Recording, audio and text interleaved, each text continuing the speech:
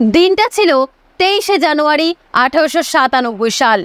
বেলা 12টা বেজে 10 মিনিটে ওড়িশার কটক শহরে জন্ম হয় একটা ছোট্ট ছেলের। তার বাবা মা তখন বুঝতেই পারেনি যে এই ছোট্ট একগুঁয়ে জেদি ছেলেটা একদিন ভারতবর্ষের প্রতিটা মানুষের হৃদয় জুড়ে থাকবে, যার হাত ধরে দেশের মানুষ নতুন করে স্বাধীনতার স্বপ্ন দেখবে। হ্যাঁ, সেই ছোট্ট ছেলেটা আর কেউ নয়, আমাদের সকলের প্রিয় নেতাজি সুভাষচন্দ্র বসু। আজকে আমরা জানবো সেই দেশপ্রেমী জেদি ছোট্ট ছেলেটার নেতাজি হয়ে ওঠার পেছনে এক বিস্ময়কর গল্প, তার গোপন প্রেম, বিবাহ এবং কোনো কিছুতেই হার না মানার কাহিনী, যা বহু মানুষের কাছে আজও হয়তো অজানা। বসু পরিবারের সন্তান সুভাষ ছোট থেকেই সমবয়সী আর 5টা ছেলে মেয়েদের তুলনায় কিছুটা ভিন্ন প্রকৃতির ছিল। সবকিছুতেই সে বাবা মাকে প্রশ্ন করত, সেটা কেন আর কিভাবে হলো, অন্যভাবেও তো হতে পারত। প্রতিটা কথায় তার জেদ করা চাই। বাবা জানকীনাথ বসু ও মা প্রভাবতী দেবীর 14 সন্তানের মধ্যে 9তম সন্তান ছিলেন সুভাষ।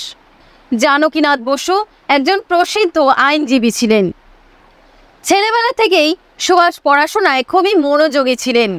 অন্যান্য ভাই বোনেদের মতো সুভাষকে প্রথমে কটকের প্রোটেস্ট্যান্ট ইউরোপিয়ান স্কুলে ভর্তি করা হয়েছিল।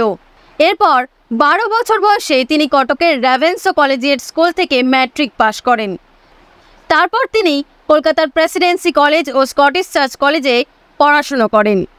1920 সালে ইংল্যান্ডে সিভিল সার্ভিস পরীক্ষায় 4র্থ স্থান পেয়ে পাশ করে সুভাষ চাকরি শুরু করেন, কিন্তু ব্রিটিশ সরকারের অধীনে চাকরি করতে না চাওয়ায় 1 বছর পরই ইস্তফা দেন অকুতোভয় এই বঙ্গ সন্তান।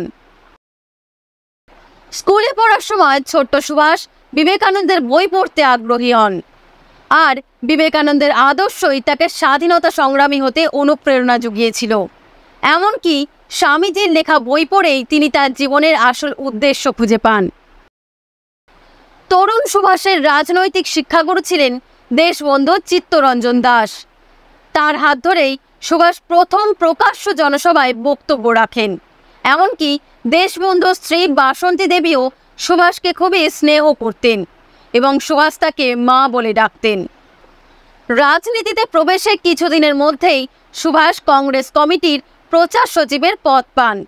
মাঝে ইংল্যান্ডের যুবরাজের ভারতে আসার বিরুদ্ধে আন্দোলন করার জন্য তিনি জেলও খাটেন, আর কারামুক্তির পরই তিনি বঙ্গীয় প্রাদেশিক কংগ্রেস কমিটির সম্পাদক হয়েছিলেন। পরবর্তীকালে চিত্তরঞ্জন দাস মেয়র থাকাকালীন সুভাষচন্দ্র বসু কলকাতা পুরসভার চিফ এক্সিকিউটিভ অফিসার পদে নিযুক্ত হন।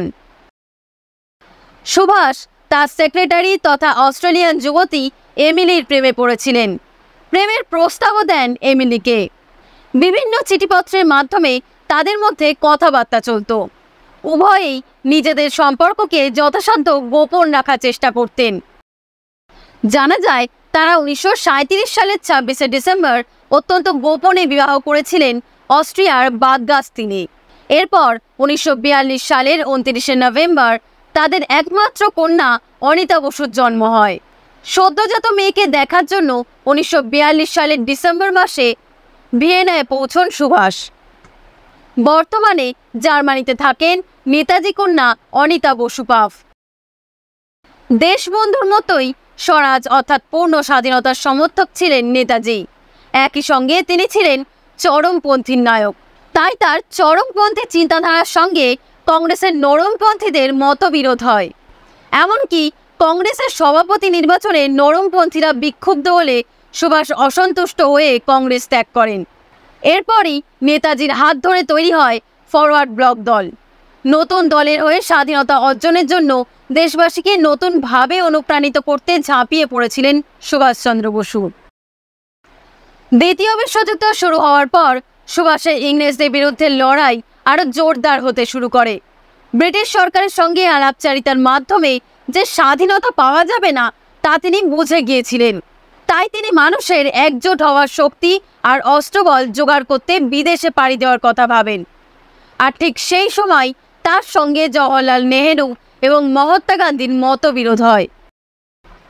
মহাত্মা গান্ধীর আদর্শের সঙ্গে সহমত ছিলেন না নেতাজি, যদিও দুজনের লক্ষ্যই ছিল দেশের স্বাধীনতা।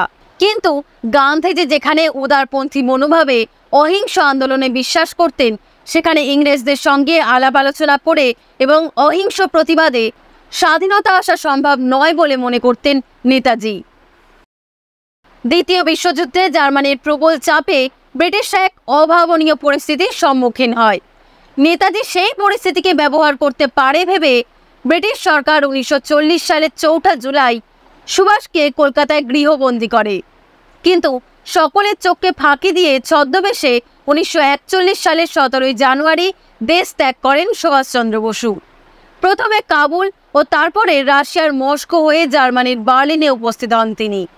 এমনকি নেতাজি নিরুদ্দেশ বলেও খবর রটে যায়, কিন্তু কেউ আন্দাজও করতে পারেনি যে তিনি আসলে আগামী দিনের স্বাধীনতা সংগ্রামে এক প্রবল ঝড় তুলতে চলেছেন। তোমরা আমাকে রক্ত দাও, আমি তোমাদের স্বাধীনতা দেব।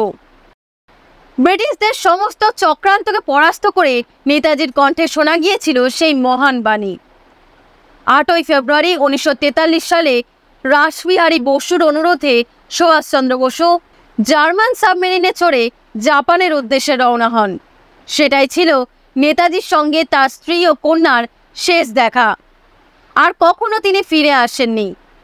এরপর জাপানেই তিনি আজাদ হিন্দ বাহিনীর দক্ষিণ পূর্ব এশিয়ার সশস্ত্র সংগ্রাম পরিচালনার পূর্ণ দায়িত্ব নেন। এরপর সুভাষ আজাদ হিন্দ বাহিনীর পুনর্গঠন করেন এবং সেনাবাহিনীর উন্নতিতে আরও বেশি করে জোর দেন। আজাদ হিন্দ বাহিনীর সৈন্যরাই তাকে নেতাজি আখ্যায় ভূষিত করেছিলেন। নেতাজির দিল্লি চলোর ডাকে উদ্বুদ্ধ হয় সেনাবাহিনী। ইতিহাস ঘাঁটলে দেখা যাবে ভারতের স্বাধীনতার পেছনে সবচেয়ে বড় অবদান রয়েছে নেতাজির নেতৃত্বাধীন আজাদ হিন্দ বাহিনীর।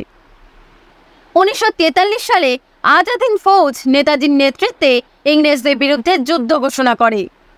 ঠিক এর পরের বছর ভারতের কোহিমা ও ইম্ফলের কাছে ব্রিটিশ বাহিনীর সঙ্গে লড়াইয়ে মুখোমুখি হয়েছিল নেতাজির সেনাদল। 1944 সালে আজাদ হিন্দ ফৌজ ভারতের মাটি ইম্ফলে স্বাধীন জাতীয় পতাকা উত্তোলন করে। তবে জাপানের অসহযোগিতা এবং বিশ্বযুদ্ধে জাপানের পরাজয় শেষ দিকে আজাদ হিন্দ বাহিনীকে দুর্বল করে তুলেছিল।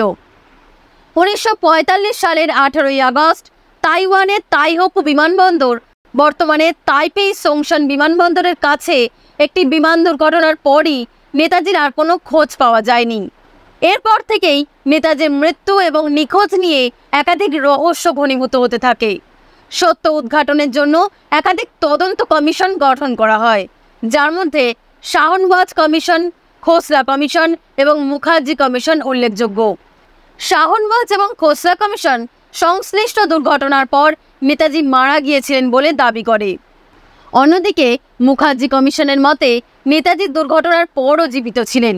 এমনকি নেতাজির মৃত্যু নিয়ে বসু পরিবারের সদস্যদের মধ্যেও বিভাজন রয়েছে। শুধু সরকার এবং বসু পরিবার নয়, আজও সমগ্র ভারতবাসীর মধ্যে নেতাজির মৃত্যু তথা অন্তর্ধান রহস্য নিয়ে নানান বিতর্ক রয়েছে। আসলে ভারতের মহান স্বতন্ত্র মনীষীদের মধ্যে নেতাজি ছিলেন একজন, যিনি শুধু অতীতে কিংবা বর্তমানে নয়, ভবিষ্যতের যুব সমাজকেও প্রেরণা যোগাবেন, যার ফলস্বরূপ দেশবাসী আজও তার মৃত্যু সরল মনে গ্রহণ করতে পারেনি।